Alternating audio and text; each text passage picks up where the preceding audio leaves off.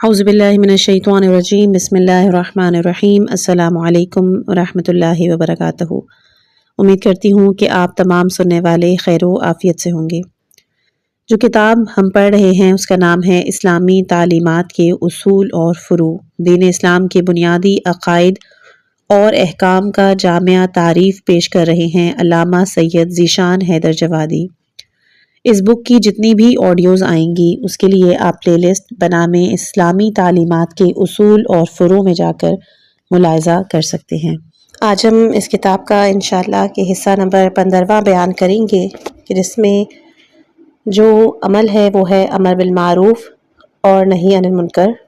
आयात और रिवायात की ज़बान में अमर बिल मारूफ़ नही अनिल मुनकर यानी नेकियों का हुक्म देना और बुराइयों से रोकना इस्लाम के अजीम तरीन वाजिबात में शुमार होता है कि जिनके बारे में कुरान में भी शदीद ताकीद है और रसूल अकरम सल्लल्लाहु अलैहि वसल्लम ने भी अखबार गैब के तौर पर फरमाया था कि इस वक्त तुम्हारा क्या आलम होगा कि जब तुम्हारी औरतें फासिद और तुम्हारे जवान फासिक हो जाएंगे और तुम न नेकियों का हुक्म दोगे और ना ही बुराइयों से मना करोगे। लोगों ने अर्ज़ की, या रसूलल्लाह क्या ऐसा भी होने वाला है? फरमाया, इस वक्त क्या होगा कि जब तुम बुराइयों का हुक्म दोगे और नेकियों से मना करोगे। अर्ज़ की, क्या ये भी हो सकता है? फरमाया, इस वक्त क्या होगा कि जब तुम्हारी निगाह में नेकियां बुराई बन जाएंगी और बुराइयां नेकियां। रिवायत मुबारका से साफ जाहिर होता है कि समाज में औरतों के फसाद और नौजवानों के फिस्क की बुनियाद अमर बिल मारूफ नहीं अनिल मुनकर के नज़रअंदाज हो जाने पर है और उसके असबाब में नज़रियात और इफ़कार का फसाद भी शामिल है और बदअमली और बदकिरदारी भी। आइम्मा ताहिरीन अलैहिमुस्सलाम ने अमरो नहीं के फ़ज़ाइल इस अंदाज से बयान किए कि उन्हीं इस तरह बयान किए कि उन्हीं से तमाम फ़राइज़ का क़याम होता है, रास्ते महफूज होते हैं, रोज़ी हलाल होती है, मज़ालिम की रोकथाम होती है, ज़मीनें आबाद होती हैं और मज़लूम को इंसाफ मिलता है और दुनिया में उस वक्त तक खैर बरकरार रहेगा कि जब तक अमर नहीं का सिलसिला जारी रहेगा और लोग नेकियों पर एक दूसरे की मदद करते रहेंगे। वरना ये जज्बा ख़त्म हो गया तो बरकतें ख़त्म हो जाएंगी, लोग एक दूसरे के सर पर सवार हो जाएंगे और ज़मीनों आसमान में कोई किसी का मददगार न रह जाएगा। अमर नहीं इजहार बेजारी और नाराज़गी की हद तक वाजिब ऐनी है और हर मुसलमान का फरीज़ा है। उसके बाद अगर ताकत का इस्तेमाल करना पड़े तो सिर्फ इन लोगों का फरीज़ा होगा कि जिनके पास ताकत हो और जो जराइम की रोकथाम कर सकते हों। वाजिबात और मुहर्रमात की मंजिल में अमरो नहीं वाजिब है, मुस्तहबात और मकरूहात की मंजिल में मुस्तहब, लेकिन ये अमल बाइसे अजर सवाब यकीनन है और इस अमल में दोहरा सवाब है। नसीहत कबूल कर लेने वाले को अलग सवाब मिलता है और नसीहत करने वाले को अलग।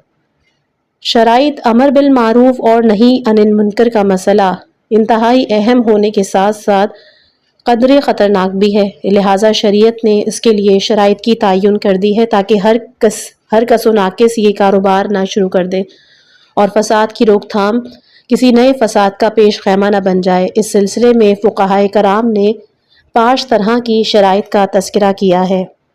पहली शर्त ये कि इंसान मारूफ और मुनकर को पहचानता हो। ऐसा ना हो कि शौक़ तबलीग में मुनकरात की तरवीज शुरू कर दे और नेकियों पर पाबंदी आयद कर दे। इस तरह माशरा एक नई मुसीबत में मुब्तला हो जाएगा। दूसरी शर्त के अमर नहीं में तासीर का इम्कान पाया जाता हो, वरना अगर ये तय हो जाए कि किस तरह का असर होने वाला है तो सिर्फ वक्त ज़ाया करना कोई फ़रीज़ा नहीं है और ये कोई इनफरादी फ़रीज़ा नहीं बल्कि इज्तमाई है और इज्तमाई फ़राइज़ में तासीर के इम्कानात होते हैं तो इनका मुतालबा किया जाता है और ना वक़्ती तौर पर उन्हें नज़रअंदाज कर दिया जाता है और खुशगवार मुस्तक़बिल का इंतज़ार किया जाता है। तीसरी शर्त है कि बदअमल इंसान अपनी बुराइयों पर इसरार भी रखता हो, वरना अगर उसने तौबा का इरादा कर लिया या उसके हालात ने वाज़े कर दिया कि राह रास्त पर आने के लिए तैयार है तो अमरो नहीं की तकरार चिढ़ पैदा कर सकती है, इस्लाह नहीं कर सकती। चौथी शर्त यह है कि मारूफ और मुनकर गुमराह इंसान के हक़ में साबित भी हो, वरना अगर किसी मजबूरी की बिना पर शरीयत ने उससे अहकाम को उठा लिया है तो अब अमरो नहीं कि कोई माना नहीं। जैसे कि अय्याम हैज़ में औरत को तारिकुस सलात करार देकर नमाज की तबलीग करना یا علی ابن یقطین جیسے افراد کو صحیح وضو نہ کرنے پر تنبیہ کرنا یہ امر نہیں کی ادائیگی نہیں، اپنی جہالت اور ناواقفیت کا اعلان ہے۔ پانچویں شرط ہے امر نہیں کی وجہ سے موجود فساد سے زیادہ بڑے فساد کا اندیشہ نہ ہو، ورنہ اگر جان مال آبرو خطرے میں پڑ جائے اور یہ نقصان قابل برداشت نہ ہو تو جان مال آبرو کا تحفظ زیادہ ضروری ہے۔ امر نہیں کو کسی دوسرے مواقع کے لیے اٹھا رکھا جائے گا تاکہ وقت آنے پر اس فریضے پر عمل کیا جا سکے۔ واضح رہے کہ یہ امر نہیں کسی ایک فرد یا پھر جماعت کا فریضہ نہیں ہے، بلکہ شرائط کے فراہم ہو جانے پر عوام الناس پر بھی واجب ہے، اور شرائط کے مہیا نہ ہونے کی صورت میں علماء اعلام پر بھی واجب نہیں ہے۔ انسان کو جوشیلے پن اور بزدلی کے درمیان سے ایک راستہ نکالنا پڑے گا کہ کہیں ایسا نہ ہو کہ جوشیلی طبیعت حدود سے آگے بڑھنے پر مجبور کر دے یا پھر بزدلی فرائض کی راہ میں رکاوٹ بن جائے۔ مراتب عمل۔ امر نہیں واجب ہونے کے بعد بھی مختلف درجات اور مراتب کی عامل ہے، اور بعض درجات بہرحال واجب ہیں اور بعض کے لیے حالات اور مقامات کا جائزہ لینا پڑے گا۔ مثال کے طور پر نفرت کا اظہار بہرحال واجب ہے کہ جس میں کسی طرح کی رعایت نہیں۔ اس کے بعد زبان سے روکنے ٹوکنے یا پھر تنبیہ کرنے اور مرمت کرنے کا مسئلہ حالات سے وابستہ ہے۔ حالات سازگار ہوں تو یہ بھی واجب ہے، ورنہ یہ مرتبہ بھی ساقط ہو جائے گا اور قلبی نفرت کا وجوب بہرحال برقرار رہے گا۔ رہ گیا زخمی کر دینا، قتل کر دینا، تو اس کا جواز کسی بھی شخص کو حاصل نہیں، اور نہ ہی امر نہیں کا منشا انسان کو فنا کر دیتا ہے، ورنہ یہ کام پروردگار پہلے ہی کر سکتا تھا، اس کے لیے امر نہیں کے واجب کرنے کی کوئی ضرورت نہیں تھی۔ یا دوسرے الفاظ میں اس کے مامور حضرت ملک الموت ہیں کہ حضرات اور واعظین اور مبلغین نہیں ہیں۔ یہاں بعض مثالیں پیش کریں کہ یوں اور قانونی طور پر تمام واجبات معروف کی فہرست میں شامل ہیں اور تمام محرمات منکرات میں شامل ہیں، لیکن ذیل میں بعض مثالوں کا تذکرہ کیا جا رہا ہے کہ ان امور کی طرف عام طور سے لوگ توجہ نہیں کرتے اور ان کے معروف یا منکر ہونے سے غافل ہیں، اور انہیں نظر انداز کرنے کے بعد بھی اپنے کو متقی اور پابند دین و مذہب تصور کرتے ہیں۔ مثال کے طور پر معروف اور نیک امور میں حسب ذیل اشیاء بھی شامل ہیں۔ پہلی ہے پروردگار سے وابستگی، جس کے بارے میں قرآن حکیم میں اعلان ہے کہ جو خدا سے وابستہ ہو جائے اسے صراط مستقیم کی ہدایت مل گئی ہے، اور حدیث مبارکہ میں بھی ارشاد ہے کہ پروردگار نے جناب داؤد علیہ السلام کی طرف وحی کی کہ جو شخص بھی بندوں کو چھوڑ کر مجھ سے وابستہ ہو جاتا ہے، اسے زمین و آسمان مل کر بھی گرفتار کرنا چاہے تو میں اس کے نکلنے کے لیے راستہ بنا دیتا ہوں۔ دوسرا ہے خدا پر بھروسہ، کہ وہ اپنے اوپر بھروسہ کرنے والوں کے لیے کافی ہے، اور وہ کافی نہ ہوگا تو پھر کون کافی ہوگا؟ امام جعفر صادق علیہ السلام نے ارشاد فرمایا ہے کہ بے نیازی اور عزت ہمیشہ گردش کرتی رہتی ہے، اور جہاں توکل کو دیکھ لیتی ہے وہیں خیمہ زن ہو جاتی ہے۔ تیسری ہے پروردگار سے حسن ظن۔ امیر المومنین علی علیہ السلام نے ارشاد فرمایا کہ جو شخص پروردگار کے بارے میں حسن ظن رکھتا ہے کہ وہ میرے امور کو تکمیل کر دے گا تو پروردگار اس کے حسن ظن کو ضائع نہیں ہونے دیتا اور اس کے امور کو مکمل کر دیتا ہے۔ وہ نہیں چاہتا کہ بندہ اس کے بارے میں بہترین خیال رکھے اور وہ اس حسن ظن کو سوء ظن میں تبدیل کر دے، جبکہ وہ کریم بھی ہے اور اپنے بندوں پر مہربان بھی۔ چوتھا ہے مصیبتوں پر صبر، جس کے بارے میں اعلان ہوا ہے کہ پروردگار صابرین کو اجر بے حساب عنایت کرتا ہے، اور رسول اللہ صلی اللہ علیہ وآلہ وسلم نے بھی ارشاد فرمایا ہے کہ صبر کرو کہ صبر میں خیر کثیر ہے، اور امداد الہی ہمیشہ صبر کے ساتھ ہی ہوتی ہے۔ اس نے ہر پریشانی کے بعد راحت اور تنگی کے ساتھ سہولت اور آسانی رکھی ہے۔ امیر المومنین علیہ السلام کا ارشاد گرامی ہے کہ صبر کے ساتھ کامیابی یقینی ہے، چاہے دیر میں ہی کیوں نہ ہو۔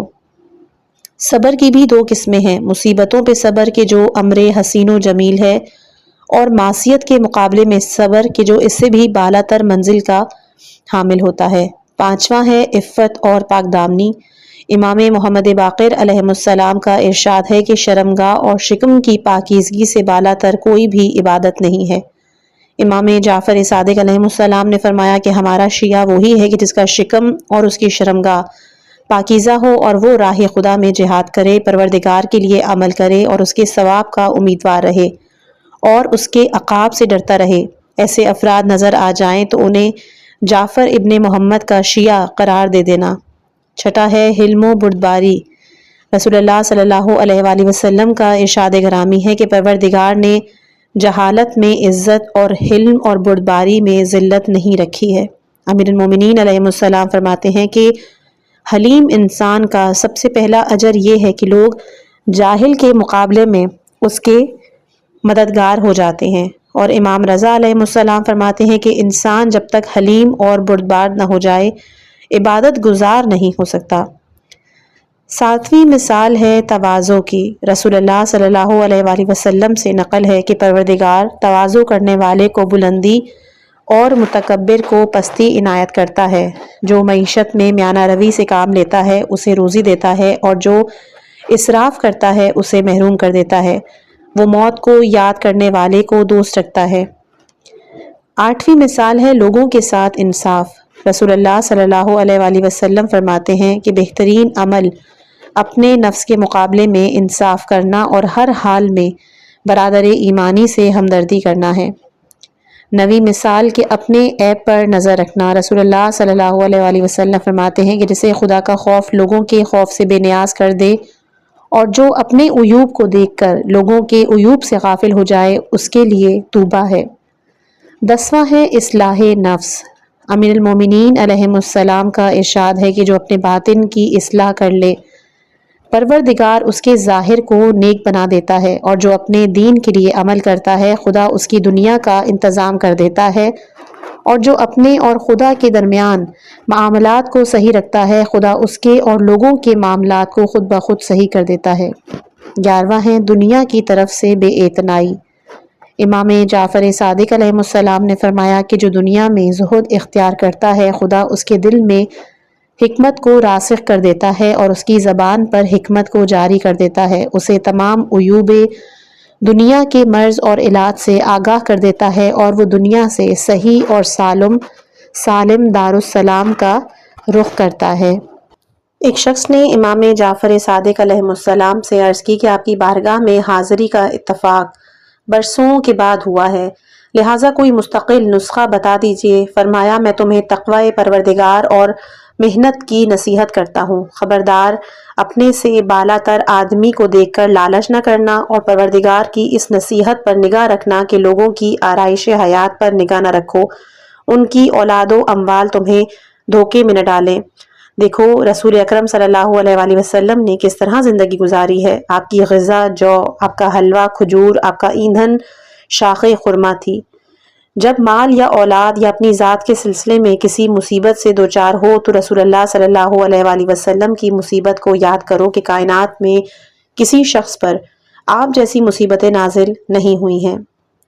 اب ہم بات کریں گے منکرات کی۔ منکرات کی فہرست بھی محرمات جیسی ہے، لیکن بعض امور کی طرح خصوصیت کے ساتھ توجہ ضروری ہے کہ لوگ ان سے غافل رہتے ہیں، اور اس کے نتیجے میں دین اور ایمان تباہ اور برباد ہو کر رہ جاتا ہے۔ مثال کے طور پر غضب اور غصہ کہ رسول اللہ صلی اللہ علیہ وآلہ وسلم فرماتے ہیں کہ غصہ ایمان کو اس طرح تباہ کر دیتا ہے جس طرح شہد کو سرکہ۔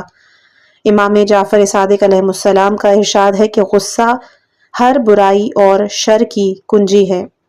اسی طرح حسد کہ کسی کی اچھی حالت کو دیکھ کر جلنا کہ اس کے حالات ایسے کیوں ہیں۔ امام محمد باقر علیہ السلام، امام جعفر صادق علیہ السلام نے فرمایا کہ حسد ایمان کو اسی طرح کھا جاتا ہے جس طرح آگ لکڑی کو کھا جاتی ہے۔ رسول اللہ صلی اللہ علیہ وآلہ وسلم نے اصحاب سے خطاب کر کے فرمایا کہ تمہارے اندر سابق امتوں کا مرض پھیل گیا ہے، اور وہ حسد ہے کہ جو بالوں کو صاف نہیں کرتا ہے ایمان کو صاف کرتا ہے۔ اس سے بچنے کا ایک ہی راستہ ہے کہ انسان اپنے ہاتھ اور اپنی زبان کو قابو میں رکھے اور برادر ایمانی پر طنز نہ کرے۔ اگلا ہے ظلم۔ امام جعفر صادق علیہ السلام فرماتے ہیں کہ جو شخص بھی ظلم کرے گا اس کا نتیجہ اپنی ذات یا اپنے مال یا اپنی اولاد میں ضرور دیکھے گا، اور جس نے ظلم کیا وہ خیر نہیں پا سکتا۔ مظلوم ظالم کے دین سے اسے زیادہ لے لیتا ہے جتنا ظالم مظلوم کی دنیا سے غصب کرتا ہے۔ اگلا ہے انسان کا خطرناک ہونا۔ رسول اکرم صلی اللہ علیہ وآلہ وسلم سے نقل ہے کہ قیامت کے دن بدترین انسان وہ ہوگا کہ جس کا احترام اس کے شر کے خوف سے ہوتا ہے۔ امام جعفر صادق علیہ السلام نے فرمایا کہ جس کی زبان سے لوگ ڈرتے ہوں اس کا انجام جہنم ہے۔ بدترین انسان وہ ہے کہ جس کی زبان سے لوگ خوفزدہ ہوتے ہوں۔ اگلی ہم بات کریں گے خصوصیات اور امتیازات کی۔ امر بالمعروف نہی عن المنکر میں بھی دیگر فرائض کی طرح بے شمار خصوصیات اور امتیازات پائے جاتے ہیں۔ اسلام کا ہر فریضہ اپنے مقام پر ایک مخصوص نوعیت کا حامل ہوتا ہے جس کی عظمت و اہمیت اور حکمت و مصلحت کو صرف ہی پروردگار ہی جانتا ہے، جس نے ان تمام احکام اور فرائض کو بنی نوع انسان کی اصلاح اور فلاح کے لیے معین کیا۔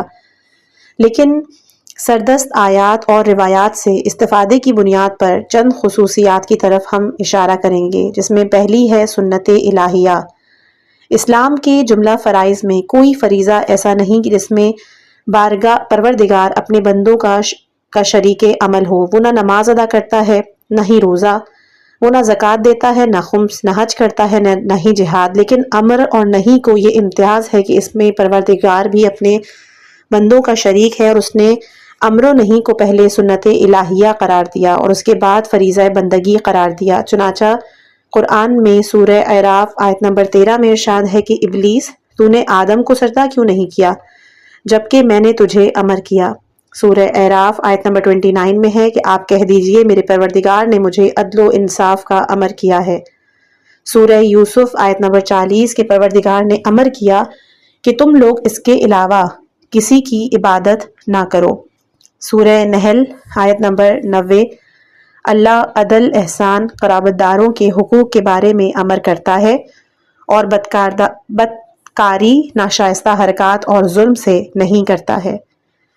اگلا ہے کہ پروردگار تمہیں امر کرتا ہے امانتوں کو ان کے اہل تک پہنچا دو اور جب فیصلہ کرو تو انصاف کے ساتھ فیصلہ کرو۔ سورہ نساء آیت نمبر 58۔ ان آیات سے واضح ہے کہ امر و نہی فریضہ بندگی ہونے سے پہلے سنت الہیہ ہے، اور پروردگار نے اس عمل کی اہمیت کے پیش نظر اسے اپنے اعمال اور افعال میں شامل کیا، جبکہ اس کا کوئی عمل حکمت اور مصلحت سے خالی نہیں ہوتا۔ دوسرا ہے سیرت انبیاء۔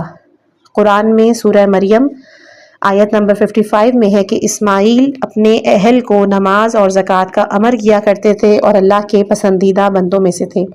اسی طرح سورہ اعراف آیت نمبر 157 میں ہے کہ وہ لوگ اس نبی کا اتباع کرتے ہیں جس کا تذکرہ توریت و انجیل میں ہے، اور وہ لوگوں کو نیکیوں کا امر کرتا ہے اور برائیوں سے نہیں کرتا ہے۔ ان آیات کے علاوہ امام محمد باقر علیہ السلام کا بھی ارشاد گرامی ہے کہ امر بالمعروف نہی عن المنکر انبیاء کا طریقہ ہے، صلح کا اصول زندگی ہے۔ یہ وہ عظیم فریضہ ہے کہ جس سے دیگر فرائض قائم کیے جاتے ہیں اور راستے محفوظ ہوتے ہیں۔ حوالہ ہے وسائل الشیعہ جلد نمبر 11 صفحہ نمبر 395۔ تیسری خصوصیت ہے سیرت اولیاء۔ سورہ توبہ آیت نمبر 71 میں ہے کہ مومنین و مومنات آپس میں ایک دوسرے کے اولیاء اور احباب ہیں، اور اس کی علامت بھی یہ ہے کہ نیکیوں کا حکم دیتے ہیں اور برائیوں سے روکتے ہیں۔ آیا نے واضح کر دیا کہ امر و نہی نفرت کا سبب نہیں بلکہ محبت کی علامت ہے۔ شریف انسان ہمیشہ نصیحت کرنے والے کا شکر گزار ہوتا ہے اور اسے یہ احساس رہتا ہے کہ اس نے نصیحت نہ کی ہوتی تو میں تا حیات گمراہی کے راستے پر گامزن رہتا اور کبھی منزل مقصود تک نہیں پہنچ سکتا تھا۔ چوتھا ہے سیرت حکماء۔ جناب لقمان علیہ السلام کے جن کے مرد حکیم ہونے کا تذکرہ خود قرآن مجید میں ہے، انہوں نے اپنے فرزند کو 10 باتوں کی نصیحت فرمائی ہے کہ جن کا تعلق عقائد سے بھی ہے اور اعمال سے بھی، اور جن میں کفران نعمت کی تباہی کا بھی ذکر کیا گیا ہے اور شکر نعمت کی فضیلت اور تاکید کا بھی۔ انہی نصیحتوں کے درمیان ایک معاشرتی نصیحت بھی ہے۔ قرآن میں سورہ لقمان آیت نمبر 17 میں ہے، بیٹا نماز قائم کرو، نیکیوں کا حکم دو، برائیوں سے روکو، اور اس راہ میں جو مصیبت پڑے اس پہ صبر کرو، یہ بہت بڑی ہمت کا کام ہے۔ اس سے واضح ہے کہ امر و نہی سیرت حکماء میں شامل ہے کہ جسے وہ وصیت کے ذریعے نسلوں میں باقی رکھنا چاہتے ہیں، جس طرح کہ باب مدینہ حکمت مولائے کائنات علیہ السلام نے اپنے ہی فرزند محمد حنفیہ سے فرمایا تھا کہ بیٹا نیکیوں کا حکم دو اور اس کے اہل بنو کہ امر و نہی ہی پروردگار کی بارگاہ میں امور کی تکمیل ہے۔ پانچویں برتری ہے شرف انسانیت۔ دنیا میں ہر انسان کے اندر ایک برتری کا جذبہ پایا جاتا ہے، اور اسی برتری کے جذبے کی تکمیل کے لیے انسان کبھی کمالات حاصل کرتا ہے اور کبھی طاقت کے زور پر اس جذبے کی تکمیل کرنا چاہتا ہے۔ اسلام نے یوں تو ہر شخص کو تواضع اور خاکساری کا حکم دیا ہے، اور مذہب کے معاملات میں بھی تواضع اور انکسار کو نظر انداز نہیں کیا، لیکن اس کے باوجود انسان کے جذبہ آمریت کی تسکین کے لیے امر بالمعروف کو فرائض میں شامل کر دیا ہے، اور انسان امر کرنے سے پہلے خود عمل کرو، اور یہ سمجھو کہ اس امر سے تم امر مطلق نہیں ہو سکتے ہو کہ تمہیں بھی کسی ہستی نے امر کرنے کا حق دیا ہے یا اسے تمہارے فرائض میں شامل کر دیا ہے۔ یہ آمریت سلطنت اور حکومت کی آمریت نہیں ہے، بلکہ عبادت و بندگی کے حدود کے اندر آمریت ہے کہ جس کی حیثیت گنہگاروں خطاکاروں کے اعتبار سے آمریت کی ہے، لیکن رب العالمین کے اعتبار سے ماموریت کی ہے۔ چھٹی خصوصیت ہے معاشرتی عمل۔ امر و نہی کے علاوہ تمام فرائض ایک قسم کی انفرادی اور شخصی حیثیت رکھتے ہیں کہ جن سے ہر انسان ذاتی کمال حاصل کرتا ہے۔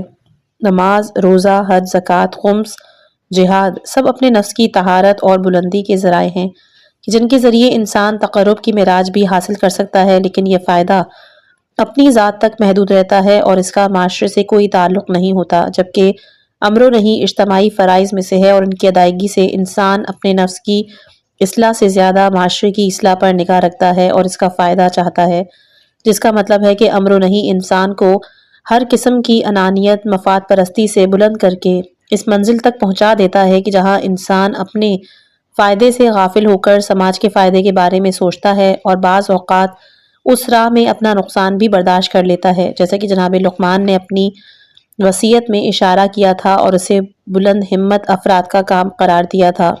ساتواں ہے خیر نجوہ۔ انسانی زندگی میں خفیہ گفتگو اور سرگوشی ایک بڑی اہمیت رکھتی ہے، لیکن عام طور سے اس کے منفی پہلو مثبت پہلوؤں سے زیادہ ہوتے ہیں، اور کبھی اس صورتحال سے غلط فہمی بھی جنم لے لیتی ہے، اور کبھی اس انداز گفتگو کو سازشوں میں بھی استعمال کیا جاتا ہے، اور کبھی اس کے ذریعے فتنہ اور فساد بھی پھیلایا جاتا ہے، یا اسے اپنی شخصیت بنانے کا وسیلہ اور ذریعہ بنا لیا جاتا ہے۔ قرآن مجید نے اصحاب پیغمبر پر صدقے کا ٹیکس اسی لیے دیا کہ پیغمبر سے نجوہ کو شخصیت سازی اور خفیہ روایات بنانے کا ذریعہ نہ بنا لے، اور دنیا پر واضح ہو جائے کہ ان لوگوں کے پاس عمل کا اخلاص اور پیغمبر کا احترام نہیں ہے، ورنہ کسی بھی قیمت پر نجوہ کے لیے ضرور حاضر ہوتے۔ اسلام نے افادیت کے پیش نظر نجوہ اور سرگوشی کو حرام تو نہیں قرار دیا، لیکن اس سے پیدا ہونے والے فسادات کے پیش نظر یہ واضح اعلان کر دیا تھا سورہ نساء آیت نمبر 114 میں کہ ان لوگوں کی اکثر راز کی باتوں میں کوئی خیر نہیں ہے مگر وہ شخص کہ جو صدقہ یا کار خیر کا یا پھر اصلاح کا حکم دے، کہ اس کار خیر اور اصلاح کے امر کے ذریعے نجوہ اور خفیہ گفتگو کو عمل باخبر بنایا جا سکتا ہے۔ آٹھواں ہے خیر امت۔ امر و نہی فقط خفیہ گفتگو اور نجوہ ہی کے لیے باعث خیر نہیں، بلکہ اس سے پوری امت کے خیر کا تعین ہوتا ہے کہ جس کے بغیر کسی امت کو خیر امت نہیں کہا جا سکتا۔ چنانچہ قرآن اعلان ہوتا ہے کہ مسلمانوں تم بہترین امت ہو جسے لوگوں کے لیے منظر عام پر لایا گیا ہے، تم نیکیوں کا حکم دیتے ہو اور برائیوں سے روکتے ہو اور اللہ پر ایمان رکھتے ہو۔ سورہ آل عمران آیت نمبر 110۔ گویا کہ خیر امت ہونے کا معیار ہی یہ ہے کہ انسان نیکیوں کا حکم دے اور برائیوں سے روکے، جس سے یہ بات واضح طور پر سامنے آ جاتی ہے کہ یہ ایک مجموعی قانون ہے کہ جس کا افراد سے کوئی تعلق نہیں۔ افراد پر انطباق اس بات کا محتاج ہے کہ آیت میں بیان کردہ کردار پیدا ہو جائے، ورنہ اگر کوئی شخص یا جماعت امر و نہی کو چھوڑ کر بیٹھ جائے یا خود برائیوں میں مبتلا ہو یا برائیوں کی حوصلہ افزائی کرنا شروع کر دے تو اسے ہرگز خیر امت نہیں کہا جا سکتا ہے، بلکہ وہ بدترین امت کہے جانے کے قابل ہے، جس کا اندازہ یزید اور معاویہ جیسے کرداروں سے کیا جا سکتا ہے۔ نواں ہے مقصد حکومت اسلامی۔ سورہ مبارکہ حج میں ارشاد ہے کہ پروردگار کی طرف سے ان لوگوں کو جہاد کی اجازت دی گئی ہے کہ جن سے جنگ کی جا رہی ہے اور وہ ان کی نصرت پر قادر بھی ہے۔ یہ وہ لوگ ہیں کہ جنہیں ناحق ان کے وطن سے نکال دیا گیا ہے اور ان کا قصور صرف یہ تھا کہ وہ اللہ کو اپنا پروردگار کہتے تھے۔ اللہ اپنی مدد کرنے والوں کی ضرور مدد کرے گا، اور وہ قوی بھی ہے اور عزیز بھی۔ یہ وہ لوگ ہیں کہ جنہیں زمین میں اقتدار دیا گیا تو انہوں نے نماز قائم کی، زکوٰۃ ادا کی، نیکیوں کا حکم دیا اور برائیوں سے منع کیا۔ انجام کار بہرحال پروردگار کے ہاتھوں میں ہے۔ یہ سورہ حج کی آیت نمبر 39، 40 اور 41 میں بیان ہوا ہے۔ آیہ کریمہ سے صاف ظاہر ہے کہ پروردگار عالم نے جن لوگوں کو مظلوم قرار دیا ہے اور جن کی نصرت کا وعدہ کیا ہے، اور وہ دنیا دار افراد نہیں ہیں کہ فتح حاصل کرنے کے بعد اقتدار کے نشے میں ڈوب جائیں، بلکہ وہ افراد ہیں کہ جنہیں اقتدار مل جائے تو فرض بندگی ادا کرنے کے لیے نماز قائم کریں گے، غربا کی زندگی کے لیے زکوٰۃ ادا کریں گے، سماج کی اصلاح اور تطہیر کے لیے امر بالمعروف نہی عن المنکر کا فرض انجام دیں گے۔ ان سے غفلت برتنے والوں کو اسلامی دنیا میں اقتدار سنبھالنے کا کوئی حق نہیں۔ اسلامی حکومت کا کوئی بھی مقصد اس کے علاوہ نہیں ہے، جیسا کہ امام حسین علیہ السلام نے مدینے سے نکلتے وقت حضرت محمد ابن حنفیہ کے وصیت نامے میں تحریر فرمایا تھا کہ میرا خروج نہ غرور کی بنا پر ہے اور نہ ہی طمع کی بنیاد پر، میں نہ مفسد ہوں اور نہ ہی ظالم، میں فقط اپنے جد کی امت کی اصلاح چاہتا ہوں اور میرا مقصد صرف یہ ہے کہ میں نیکیوں کا حکم دوں، برائیوں سے روکوں اور اس راہ میں اپنے جد بزرگوار اور اپنے پدر محترم کا اتباع کروں۔ اس کے بعد کوئی میری بات کو قبول کر لے گا تو اس کا فائدہ ہوگا کہ حق اس بات کا حقدار ہے کہ اسے قبول کیا جائے، اور اگر رد کر دے گا تو میرا فریضہ بہرحال ادا ہو جائے گا۔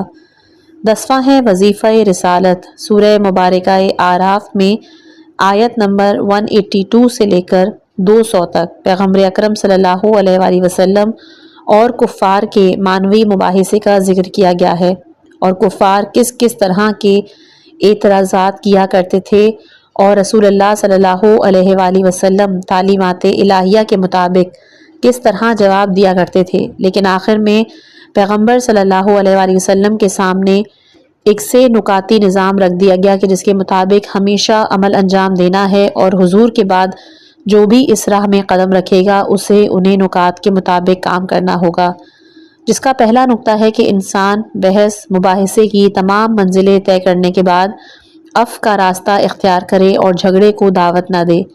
دوسرا نقطہ یہ تھا کہ نیکیوں کا حکم بہرحال دیتا رہے اور اس سے غافل نہ رہے، اس لیے کہ بحث کا راستہ بند ہو سکتا ہے، ہدایت کا راستہ بند نہیں ہو سکتا۔ تیسرا نقطہ یہ کہ جاہلوں سے کنارہ کش رہے کہ جہالت سے فتنہ اور فساد کوئی توقع نہیں کی جا سکتی ہے۔ اس آیت سے صاف ظاہر ہوتا ہے کہ رسالت کے وظائف اور فرائض میں امر بالمعروف ناقابل ترک وظیفہ اور فریضہ ہے۔ 11واں ہے سبب خودسازی۔ پروردگار عالم نے امر بالمعروف اور نہی عن المنکر کو واجب قرار دینے کے بعد مختلف مقامات پر اس نقطے کی طرف اشارہ کیا ہے کہ اگر دوسروں کو امر و نہی باعث اجر و ثواب اور سبب فلاح اور نجات ہے تو اپنے کردار کی طرف سے غفلت بھی بدترین جرم اور نالائقی ہے کہ جسے کسی قیمت پر معاف نہیں کیا جا سکتا۔ کیا تم لوگ دوسروں کو نیکیوں کا حکم دیتے ہو اور خود اپنے نفس کو بھولے ہوئے ہو، جبکہ تم کتاب کی تلاوت بھی کرتے ہو؟ کیا تمہارے پاس عقل نہیں؟ سورہ بقرہ آیت نمبر 44۔ اسی طرح خداوند متعال سورہ صف کی آیت نمبر 2 اور 3 میں فرماتا ہے، ایمان والو کیوں وہ بات کہتے ہو کہ جس پر خود عمل نہیں کرتے ہو؟ پروردگار کے نزدیک یہ بات انتہائی غضب کی ہے کہ تم لوگوں سے کہو اور خود عمل نہ کرو۔ مولائے کائنات علیہ السلام کا ارشاد گرامی ہے، میں اپنے نفس کو اس بات سے بلند رکھنا چاہتا ہوں کہ لوگوں کو کسی بات سے منع کروں اور خود عمل نہ کروں، یا انہیں کسی بات کا حکم دوں اور ان سے پہلے اسے بجا نہ لاؤں۔ اسی طرح دوسرے مقام پہ ہے کہ خبردار ان لوگوں میں سے نہ ہو جانا کہ جو بغیر عمل کے آخرت کے امیدوار ہیں، کہ لوگوں کو امر نہیں کرتے ہیں اور خود عمل نہیں کرتے۔ اسی طرح امام زین العابدین علیہ السلام کا ارشاد ہے کہ منافق دوسروں کو روکتا ہے، خود نہیں رکتا، دوسروں کو حکم دیتا ہے اور خود عمل نہیں کرتا۔ نہج البلاغہ میں امیر المومنین علیہ السلام کا ارشاد ہے کہ خدا ان امر بالمعروف نہی عن المنکر کرنے والوں پر لعنت کرتا ہے کہ جو خود معروف پر عمل نہیں کرتے اور منکرات سے پرہیز نہیں کرتے۔ ان تمام آیات اور روایات کو امر بالمعروف کے وجوب سے ملا کر دیکھا جائے تو پھر صاف واضح ہو جاتا ہے کہ امر بالمعروف خود سازی کا بھی بہترین ذریعہ ہے کہ پروردگار نے دوسروں کو حکم دینے کو تو واجب کیا اور بغیر خود عمل کیے ہوئے امر و نہیں کو باعث لعنت قرار دیا ہے، جس کا مطلب ہے کہ انسان اسی حوالے سے صاحب کردار ہو جائے اور صاحب کردار ہونے کے بعد امر و نہیں کے فریضے پر عمل کرے۔ 12واں ہے نجات از عذاب۔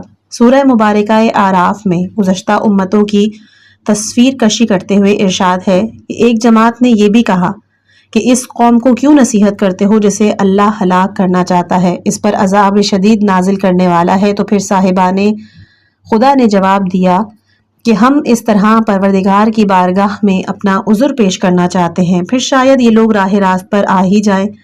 اور اس کے بعد جب ان لوگوں نے خدائی نصیحت کو نظر انداز کر دیا تو ہم نے برائیوں سے روکنے والوں کو نجات دے دی اور باقی سب کو عذاب میں مبتلا کر دیا کہ یہ لوگ فاسق تھے۔ سورہ اعراف آیت نمبر 164 اور 165۔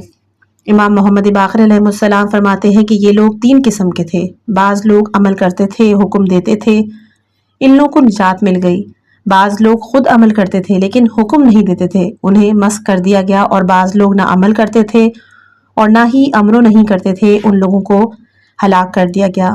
آیت اور روایت دونوں سے صاف واضح ہے کہ دور قدیم میں جب عذاب نازل ہوتا تھا تو اس میں صرف بدکار ہی مبتلا نہیں ہوتے تھے، بلکہ جن لوگوں نے اس صورتحال پر خاموشی اختیار کی تھی اور فریضہ امر نہیں کو ادا نہیں کیا تھا، وہ بھی مبتلا عذاب ہو جاتے تھے اور انہیں بھی کوئی نجات دلانے والا نہیں ہوتا تھا۔ 13واں ہے وجہ لعنت۔ سورہ مبارکہ مائدہ میں گزشتہ ادوار کے اہل علم اور مقدسین کے سلسلے میں ارشاد ہے آیت نمبر 63 میں کہ آخر اللہ والے اور اہل علم انہیں ان کے جھوٹ بولنے اور حرام کھانے سے کیوں نہیں منع کرتے، یہ یقیناً بہت برا کر رہے ہیں۔ دوسرے مقام پر سورہ مائدہ آیت نمبر 79 میں ارشاد ربی ہے کہ بنی اسرائیل کے کفار پر داؤد اور عیسیٰ ابن مریم دونوں کی زبان سے لعنت کی گئی ہے کہ یہ لوگ معصیت کار اور ظالم تھے، کسی برائی سے باز نہیں آتے تھے اور وہ بدترین کام کیا کرتے تھے۔ بہار میں مولائے کائنات علیہ السلام کا ارشاد ہے کہ تم سے پہلے والے اس لیے ہلاک ہو گئے کہ وہ گناہ کیا کرتے تھے اور انہیں علماء اور مقدسین منع نہیں کرتے تھے، جس کے نتیجے میں مصیبت میں آگے بڑھتے چلے گئے اور آخر میں ان پر عذاب نازل ہوا۔ وسائل الشیعہ میں امام حسین علیہ السلام کا ارشاد گرامی پایا جاتا ہے کہ ایھا الناس، پروردگار نے جس بدترین انداز سے گزشتہ بے عمل علماء کا تذکرہ کیا ہے، اس سے عبرت حاصل کرو اور یاد رکھو کہ ان کی یہ خدمت صرف اس لیے کی گئی ہے کہ وہ اپنے حکام کی برائیوں کو دیکھتے تھے اور انہیں منع نہیں کرتے تھے۔ ان کا سبب ان سے ملنے والے انعامات یا ان کی طرف سے وارد ہونے والی سزائیں تھیں، جبکہ پروردگار نے صاف اعلان کیا ہے کہ اللہ سے ڈرو اور لوگوں کی پرواہ نہ کرو۔ ان ارشادات سے صاف واضح ہوتا ہے کہ امر و نہی کے سلسلے میں کوتاہی کرنا انسان کو ملعون اور مذموم قرار دے دیتا ہے، اور خدائی لعنت کے بعد نہ کوئی علم کام آتا ہے اور نہ ہی تقدس۔ علم اور تقدس جیسی ہر شے کو قدر و قیمت خدائی احکام کی پابندی سے وابستہ ہے، اس سے الگ ہو جانے کے بعد کسی شے کی کوئی حیثیت نہیں رہ جاتی۔ 14واں ہے نجات از نفاق۔ صاحبان ایمان کی زندگی کا سب سے بڑا شرف یہ ہے کہ ان کے عقیدے میں اخلاص پایا جاتا ہے اور وہ نفاق سے یکسر الگ رہتے ہیں، ورنہ نفاق سے بدتر دنیا میں کوئی چیز نہیں ہے، اور منافقین میں شمار ہو جانے کے بعد ایمان کی کوئی حیثیت نہیں رہ جاتی۔ نفاق دنیا میں باعث ذلت و رسوائی اور آخرت میں درک اسفل کا سبب ہو جاتا ہے، اور نفاق کے بعد کسی شرف کی کوئی قدر و قیمت نہیں رہ جاتی۔ سوال یہ پیدا ہوتا ہے کہ کوئی صاحب ایمان منافقین میں کب شمار ہو جاتا ہے اور ایمان اور نفاق کی دنیا کا خط فاصل کہاں ہے؟ سورہ مبارکہ توبہ میں اس سوال کا جواب آیت نمبر 67 میں یوں بیان کیا گیا ہے کہ منافق مرد اور عورتیں آپس میں ایک دوسرے کے دوست ہیں اور جو برائیوں کا حکم دیتے ہیں اور نیکیوں سے منع کرتے ہیں۔ امام صادق علیہ السلام کا بھی ارشاد ہے کہ برائیوں کا حکم دینے والے اور نیکیوں سے روکنے والے کے لیے ویل ہے۔ قبیلہ خشم کا ایک شخص رسول اللہ صلی اللہ علیہ وآلہ وسلم کی خدمت میں حاضر ہوا۔ عرض کی کہ دنیا کا بدترین عمل کون سا ہے؟ فرمایا شرک۔ عرض کی اس کے بعد؟ فرمایا قرابت داروں سے قطع تعلق کی۔ عرض کی اس کے بعد فرمایا برائیوں کا حکم دینا اور نیکیوں سے منع کرنا۔ امام جعفر صادق علیہ السلام کتاب التہذیب جلد نمبر 3 اور صفحہ نمبر 15ویں خصوصیت ہے بنیاد خلافت فی الارض۔ روئے زمین پر پروردگار کی خلافت کی دو قسمیں ہیں، خلافت خاصہ اور خلافت عامہ۔ خلافت خاصہ ان افراد کے لیے ہے کہ جنہیں کوئی مخصوص عہدہ رسالت، امامت، ولایت وغیرہ عطا کیا گیا ہے اور اس کا مصرف روئے زمین پر دین خدا کا قیام اور مکمل احکام الہیہ کی تبلیغ اور ترسیل ہے۔ لیکن خلافت عامہ کا دائرہ اس سے وسیع تر ہے کہ جس کی طرف مختلف آیات قرآنی میں اشارہ کیا گیا ہے کہ پروردگار نے نوع بشر کو مالیات میں اپنا خلیفہ قرار دیا ہے کہ وہ مالکانہ تصرف کے بجائے خلافت آشنا طرز عمل اختیار کریں اور انہیں یہ احساس رہے کہ مالک حقیقی پروردگار ہے اور اس نے ہمیں صرف تصرف کرنے کا حق دیا ہے، لہٰذا اس کی مرضی کے خلاف یا اس کی مرضی کے بغیر کوئی تصرف نہیں کیا جا سکتا۔ اس خلافت کے بارے میں رسول اکرم صلی اللہ علیہ وآلہ وسلم کا ارشاد گرامی ہے کہ جو شخص بھی نیکیوں کا حکم دے اور برائی سے روکے وہ روئے زمین پر اللہ کا خلیفہ ہے، یعنی ایسا شخص در حقیقت مقصد الہی کی تکمیل کر رہا ہے اور وہ کام انجام دے رہا ہے کہ جیسے خود پروردگار نے بھی حکم دینے سے پہلے انجام دیا۔ اس حدیث میں ایک دوسرا پہلو بھی ہے کہ سرکار اس طرح خلیفۃ اللہ کی شناخت بیان کرنا چاہتے ہیں کہ کوئی بھی انسان اگر خلافت الہیہ کا دعوے دار ہے تو اس کے کردار میں امر و نہی کا جائزہ لینا چاہیے۔ جب تک اس میں یہ کمال نہ پیدا ہو جائے اسے خلافت الہیہ کا دعویٰ کرنے کا حق نہیں۔ آپ نے واضح انداز سے اشارہ فرما دیا کہ خلیفۃ اللہ ناحق قتل سے روکتا ہے، اپنے مخالفین کا بیجا قتل نہیں کرتا۔ خلیفۃ اللہ لوگوں کو غضب سے منع کرتا ہے اور خود بھی غاصب نہیں ہوتا۔ خلیفۃ اللہ لوگوں کو مردم ازاری سے منع کرتا ہے اور خود بھی لوگوں کے گھر نہیں جلاتا اور نہ کسی کا پہلو شکستہ کرتا ہے، نہ کسی کے بچے کو شکم مادر میں قتل کرتا ہے۔ خلیفۃ اللہ اموال بیت المال کا تحفظ کرتا ہے اور لوگوں کو خیانت سے روکتا ہے۔ وہ سارے مال کو اپنے گھر والوں اور خاندان والوں پر تقسیم نہیں کرتا۔ ایسی صورتحال کہیں بھی پیدا ہو جائے تو سمجھ لو کہ یہ انسان خود ساختہ حاکم ہے، خلیفۃ اللہ نہیں ہے۔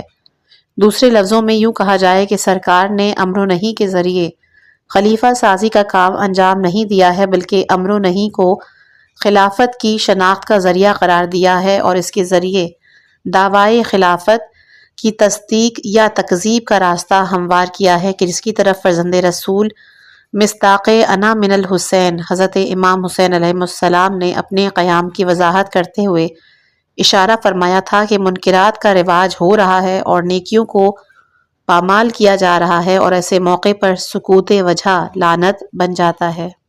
یہ کام ساری دنیا کر سکتی ہے، خلیفۃ اللہ نہیں کر سکتا۔ اور پھر اپنے قیام کا فلسفہ بیان کرتے ہوئے بنیادی سبب امر بالمعروف نہی عن المنکر ہی کو قرار دیا تھا، جس کا طریقہ اپنے آباء و اجداد کی سیرت کو قرار دیا اور اس طرح واضح کیا کہ خلافت الہیہ میرے بزرگوار کا حصہ ہے اور امر و نہی کا واقعی حق بھی انہی حضرات کو حاصل تھا۔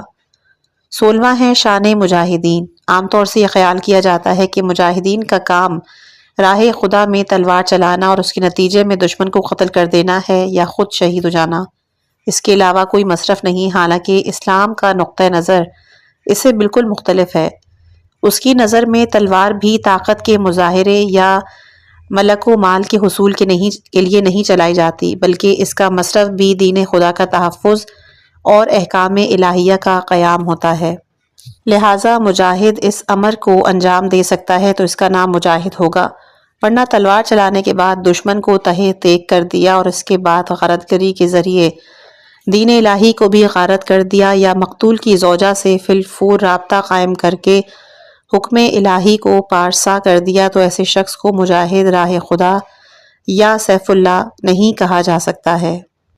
سورہ مبارکہ توبہ آیت نمبر 112 میں ارشاد ہے کہ اللہ نے جن لوگوں سے جان اور مال کو خرید کر انہیں جنت دے دی ہے وہ راہ خدا میں جہاد کرنے والے ہیں کہ دشمن کو قتل بھی کرتے ہیں اور خود بھی شہید ہو جاتے ہیں۔ ان لوگوں کے صفات حسب ذیل ہیں: توبہ کرنے والے، عبادت کرنے والے، حمد پروردگار کرنے والے، راہ خدا میں سفر کرنے والے، رکوع اور سجود کرنے والے، نیکیوں کا حکم دینے والے، برائیوں سے روکنے والے اور حدود الہیہ کی حفاظت کرنے والے ہیں۔ پیغمبر آپ ان صاحبان ایمان کو بشارت دے دیں۔ آیہ کریمہ کا انداز صاف بتا رہا ہے کہ مجاہدین راہ خدا صرف انفرادی کمالات کے مالک نہیں ہوتے، بلکہ انہیں معاشرے کی اصلاح کی فکر ہوتی ہے۔ وہ حدود الہیہ کا تحفظ بھی کرتے ہیں، ورنہ انسان ان کمالات سے عاری ہو جائے تو اسے جنگجو تو کہا جا سکتا ہے، مجاہد راہ خدا نہیں کہا جا سکتا۔ راہ خدا نیکیوں کے قیام اور برائیوں کے سد باب کے علاوہ کچھ نہیں، اور جو شخص حدود الہیہ کا تحفظ نہ کر سکے اس کا راہ خدا سے کوئی تعلق نہیں ہوتا۔ 70واں ہے کمال نماز۔ نماز ایک عظیم ترین عبادت ہے کہ جسے قربان کل تقی سے تعبیر کیا ہے، اور اس کا مقصد بظاہر بندے کا راہ اخلاص میں قدم آگے بڑھانا اور اپنے اللہ سے قریب تر ہو جانا ہے۔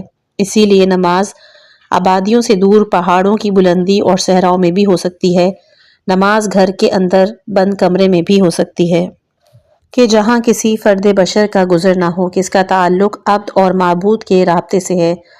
عبد و معبود کے رابطے میں گھر یا آبادی کی کوئی شرط نہیں، لیکن اس کے باوجود سورہ مبارکہ عنکبوت میں نماز کی خوبی یہ بیان کی گئی ہے کہ نماز برائی سے روکنے والی ہے۔ نماز اس وقت تک نماز کہے جانے کے قابل ہی نہیں کہ جب تک اس میں برائی سے روکنے کی صلاحیت نہ پیدا ہو۔ بدعمل نمازی قیام اور قعود تو انجام دے سکتا ہے، نماز گزار نہیں ہو سکتا۔ اس نقطے سے اس حقیقت کا صاف اندازہ ہو جاتا ہے کہ نماز کا کمال یہ ہے کہ نمازی کو برائیوں سے روکے، اور نمازی کا کمال یہ ہے کہ پورے معاشرے کو برائیوں سے روکے اور نیکیوں کی راہ پر لگائے، ورنہ خود غرضی اور مفاد پرستی سے نماز کو معراج مومن نہیں بنایا جا سکتا۔ معراج خود اس بات کا ثبوت ہے کہ سرکار اس وقت تک عرش اعظم سے واپس نہیں آئے کہ جب تک اپنے ہمراہ امت کے لیے تحفہ نماز اور نماز کے تحفظ کے لیے نور زہرہ لے کر نہیں آئے، جس کا مطلب ہی یہ ہے کہ معراج دوسروں کا خیال رکھنے کا نام ہے، اپنے ذاتی مقاصد کی تکمیل یا اپنے مقام تقرب کے عروج کو معراج نہیں کہا جاتا۔ 18واں ہے سبب تباہی اقوام۔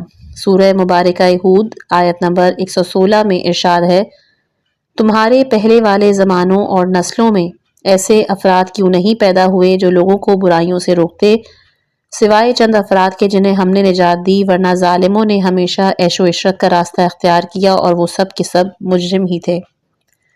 ہم کسی ایسی قوم کو ہلاک نہیں کرتے کہ جس کے افراد اصلاح کرنے والے ہوں۔ ان آیات سے صاف واضح ہے کہ امتوں کی تباہی اور بربادی میں سب سے بڑا حصہ نہیں عن المنکر سے غفلت ہے۔ اسی ایک کام کے نہ ہونے سے قوموں کی قومیں تباہی کی گھاٹ اتر جاتی ہیں۔ سرکار دو عالم صلی اللہ علیہ وآلہ وسلم نے ارشاد فرمایا، پروردگار اس کمزور مومن سے نفرت کرتا ہے کہ جس میں برائیوں سے روکنے کی طاقت نہ ہو۔ اسی طرح امام جعفر صادق علیہ السلام فرماتے ہیں کہ اگر کوئی شخص برائی کو دیکھے اور قدرت رکھنے کے باوجود منع نہ کرے تو گویا کہ اس نے خدا کی نافرمانی کی ہے اور اس کو دوست بھی رکھتا ہے، اور جو خدا کی نافرمانی کو دوست رکھتا ہے گویا پروردگار سے وہ کھلم کھلا عداوت کر رہا ہے۔ امام زین العابدین علیہ السلام نے اپنے پدر بزرگوار کے حوالے سے رسول اللہ کا یہ ارشاد نقل کیا کہ کسی مومن آنکھ کے لیے یہ جائز نہیں کہ برائی کو دیکھنے کے بعد جب تک اصلاح نہ کر لے اپنی پلک جھپکائے۔ 19واں ہے اساس دین۔ امام محمد باقر علیہ السلام اور امام جعفر صادق علیہ السلام دونوں سے حدیث ہے کہ جس شخص کے طریقہ کار میں امر بالمعروف اور نہی عن المنکر شامل نہیں، اس کا کوئی دین نہیں ہے۔ مولا کائنات کا بھی ارشاد ہے کہ شریعت کا قوام امر بالمعروف نہی عن المنکر اور عدد الہیہ کے قیام سے ہے، ورنہ اس کے بغیر شریعت میں باقی ہی کیا رہ جائے گا۔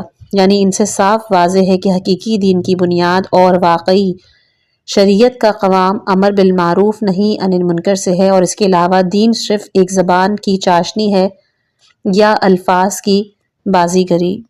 20ویں خصوصیت ہے رضائے الہی، کہ جو انشاءاللہ ہم اپنی اگلی آنے والی آڈیو میں اس کو پیش کریں گے۔